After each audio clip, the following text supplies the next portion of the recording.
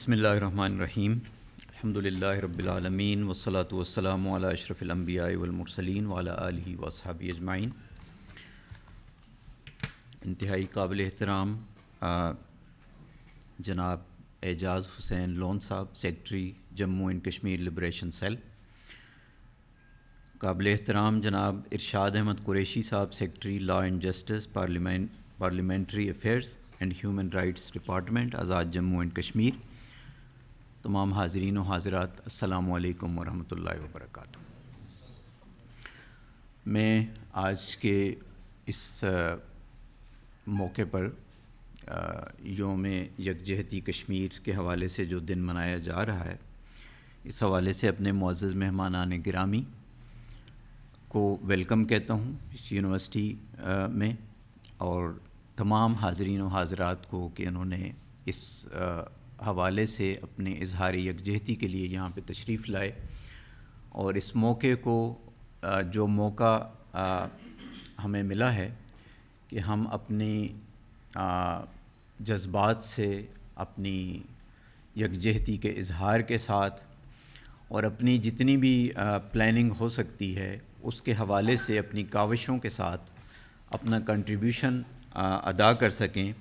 اور ان کشمیری بہن بھائیوں کے لیے اپنے نیک خواہشات کا اظہار کر سکیں۔ اس کے لیے آج ہم یہاں جمع ہوئے ہیں، آپ سب کا انتہائی شکریہ۔ کشمیر کی جو لبریشن کے حوالے سے جو کوششیں ہو رہی ہیں اور جو پالیسیز بن رہی ہیں، اس کے حوالے سے تو ہمارے معزز مہمانان گرامی زیادہ بہتر جانتے ہیں، انشاءاللہ وہ اس پہ روشنی بھی ڈالیں گے۔ میں چند چیزیں ابتدائی طور پر آپ سے ذکر کروں گا۔ آزادی، جیسا کہ ہم سب جانتے ہیں، ایک نیچرل، ایک انسان کا جذبہ ہے، ایک فطری جذبہ ہے، اور یہ جو جذبہ ہے یہ صرف انسان کے ساتھ ہی خاص نہیں ہے، بلکہ اللہ تبارک و تعالیٰ نے یہ جذبہ ہر ذی روح میں پیدا کیا ہے، آزادی کا جو جذبہ ہے۔ تو اس جذبے کو، جو ایک فطری جذبہ ہے، ایک نیچرل انسان کا ایک ان بلٹ ایک چیز ہے،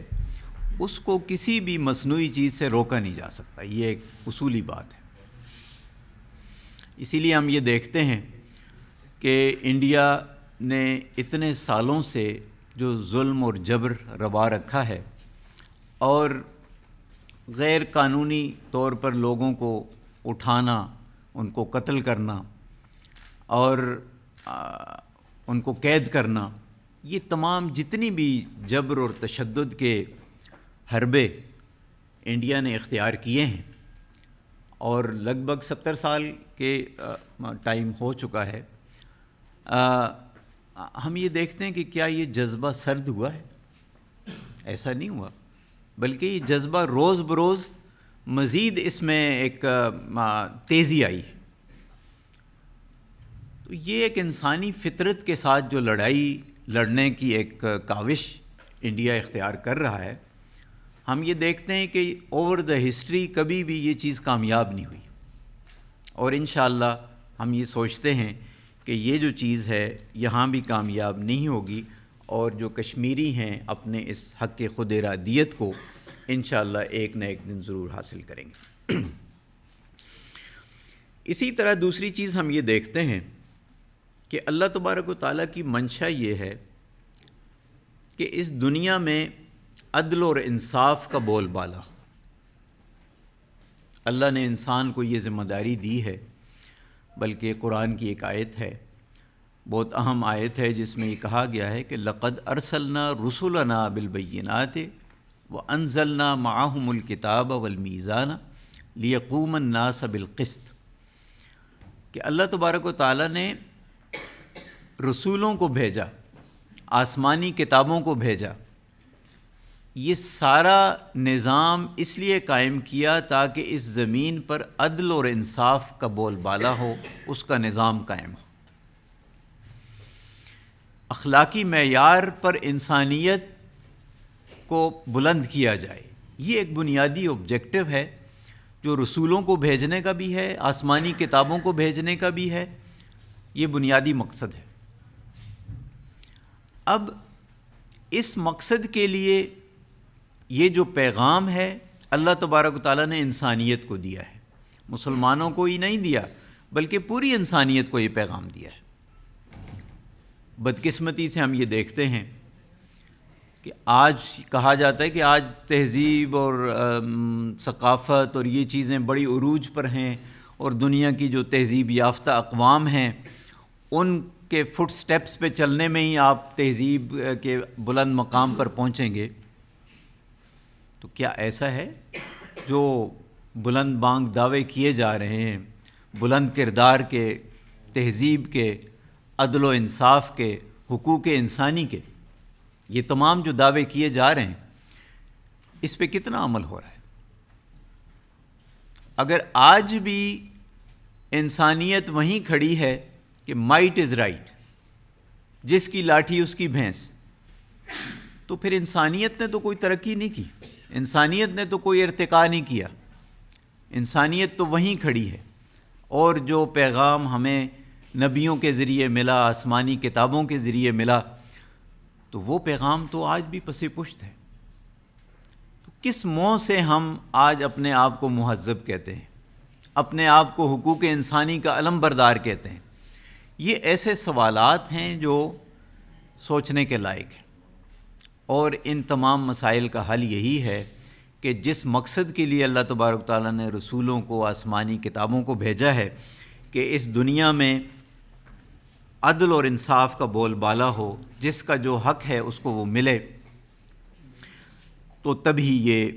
نظام درست ہو سکتا ہے اور مظلوموں کو ان کے حقوق مل سکتے ہیں۔ ہمارے لیے یہ بھی سوچنے کا مقام ہے کہ مائٹ از رائٹ آج کا قانون ہے، ایک فطری اور ایک بلند کردار کی ایک بات ہوئی، اور ایک آج کا جو رول ہے اس کی بات ہو رہی ہے۔ اس میں ضروری یہ ہے امت مسلمہ کے لیے یہ جاننا کہ حصول انصاف بھی آج کے دور میں تبھی ممکن ہے جب ہم کچھ قوت حاصل کریں۔ قوت حاصل کیے بغیر آپ کو آج انصاف بھی نہیں ملے گا۔ یہ آج کا سبق ہے، ہمیشہ کے انسانیت کا سبق ہے۔ اگرچہ اسلام نے ہمیں اور بات سکھائی ہے، لیکن اگر آپ کو انصاف چاہیے اس دنیا میں، تو بغیر قوت اور طاقت کو حاصل کیے ہوئے دنیا میں انصاف نہیں ملے گا۔ ابھی قاری صاحب تلاوت کر رہے تھے، بڑی اہم قرآن کی جو آیت ہے اسی کی طرف اشارہ ہو رہا تھا کہ اپنے گھوڑوں کو مضبوط کرو، اپنی طاقت کو مضبوط کرو، کیونکہ طاقت حاصل کیے بغیر آپ کو آپ کے حقوق نہیں ملیں گے۔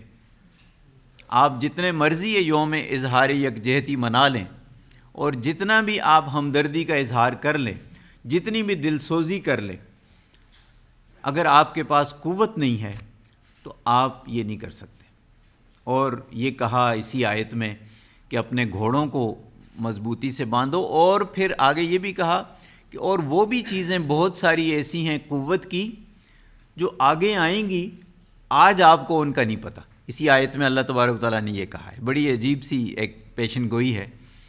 کہ قوت صرف یہ گھوڑے اور یہ ہتھیار اور یہی چیزیں طاقت نہیں ہے کہ آپ نے آج ایٹمی قوت بن گئے تو آپ نے سمجھا کہ جی بس ٹھیک ہے ہمیں سارے حقوق مل جائیں گے۔ تو طاقت یہی نہیں ہے، طاقت کے بہت سے مظاہر ایسے اور بھی ہیں جو آئندہ آئیں گے، لا تعلمونہم، آپ ان کو آج نہیں جانتے، اللہ یعلمہم، اللہ ان کو جانتا ہے کہ وہ طاقت کے سرچشمے اور کیا ہے۔ اور آج ہمیں یہ معلوم ہوا کہ یہ ٹھیک ہے کہ یہ جو قوت ہے، اسلحے کی قوت ہے، آج اس کی بھی اہمیت ہے، لیکن اس کے ساتھ ساتھ جو آج کے دور میں بڑی قوت ہے وہ معاشی قوت ہے۔ اگر آپ خود انحصاری میں نہیں جائیں گے، دوسروں کے پہ ڈیپینڈنٹ رہیں گے، تو آپ کبھی بھی اپنے حقوق حاصل نہیں کر سکیں گے، عزت کی زندگی نہیں جی سکیں گے۔ صرف مطالبوں سے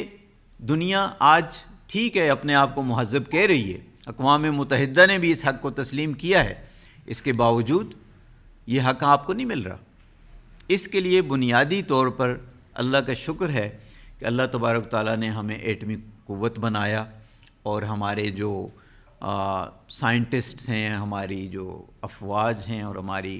جو انٹلیکچوئلز ہیں، ان کی محنتوں سے اور کاوشوں سے آج پاکستان اس مقام پر ہے کہ کوئی اس کو میلی آنکھ سے نہیں دیکھ سکتا. لیکن یہ کافی نہیں ہے. اس کے ساتھ ساتھ معاشی قوت ضروری ہے. آپ کو اس کے ساتھ ڈپلومیٹک طاقت کی ضرورت ہے. صرف معاشی قوت بھی کافی نہیں ہے. آپ کو اپنے جو سفارت خانے ہیں پوری دنیا میں ان پر محنت کی ضرورت ہے کہ وہ کشمیر کے ساتھ جو ظلم اور زیادتی ہو رہی ہے، ان کے حقوق کی جو پامالی ہو رہی ہے، آپ کے سفارت خانے پوری دنیا میں اس پیغام کو اسٹیبلش کریں اور آپ کی جو یہ مظلومیت کی جو داستان ہے اس کو اسٹیبلش کرنے میں اپنا کردار ادا کریں. تو یہ چند بنیادی باتیں ہیں. ہمارے جو مہمان ہیں اس پہ بہتر روشنی ڈالیں گے. میں تو اس یونیورسٹی کی نمائندگی کرتے ہوئے اور محترم وائس چانسلر صاحب کی نمائندگی کرتے ہوئے میرا بنیادی مقصد یہ تھا کہ آپ سب خواتین و حضرات کو آج کی اس محفل میں خوش آمدید کہوں اور اپنے جو مہمانان گرامی ہیں جو آزاد کشمیر سے تشریف لائے ہیں ان کو ویلکم کروں. آپ کا بہت شکریہ اور آپ سے ہم انشاءاللہ مزید اس حوالے سے سنیں گے. بہت شکریہ.